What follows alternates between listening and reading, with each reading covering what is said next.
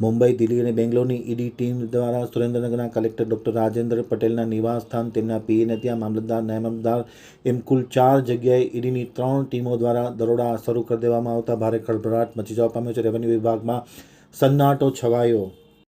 હવે જે સુરેન્દ્રનગર આમતક ન્યૂઝ બ્યુરોનો એક વિસ્તૃત અહેવાલ. સુરેન્દ્રનગરના કલેક્ટર, નાયબ મામલતદાર અને મામલતદારને ત્યાં આજે સવારથી ઈડીના દરોડા શરૂ થતાં ભારે ખળભળાટ મચી જવા પામ્યો છે. ખાસ કરીને રેવન્યુ વિભાગમાં સન્નાટો છવાઈ ગયો છે, સ્તબ્ધ થઈ ગયા છે. મળતી વિગત અનુસાર સુરેન્દ્રનગરના કલેક્ટર ડૉક્ટર રાજેન્દ્ર પ્રસાદ પટેલની અપ્રમાણિત મિલકત સંબંધી માહિતી મળતાની સાથે ઈડીની ટીમ દ્વારા દરોડા શરૂ કરી દેવામાં આવે છે. ખાસ કરીને ઈડીની મુંબઈ, દિલ્હી અને બેંગ્લોરની ટીમ દ્વારા દરોડા શરૂ કરવામાં આવે છે. કેન્દ્ર સરકારની સીધી સૂચનાથી ડૉક્ટર રાજેન્દ્ર પટેલને ત્યાં દરોડા શરૂ કરી દેવામાં આવે છે. ખાસ કરીને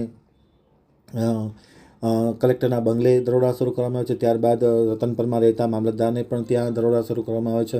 વઢવાણના નાયબ મામલતદારને ત્યાં પણ દરોડા શરૂ કરવામાં આવે છે. અને કલેક્ટરના જે પીએ છે, લખતર રહે છે, તેમને ત્યાં પણ સવારથી દરોડા શરૂ કરી દેવામાં આવ્યા છે. કુલ 8 ટીમો દરોડામાં જોડાઈ છે અને 3 ટીમો દ્વારા 3 જગ્યાએથી ટીમો આવી છે અને દરોડા શરૂ કરી દેવામાં આવે છે.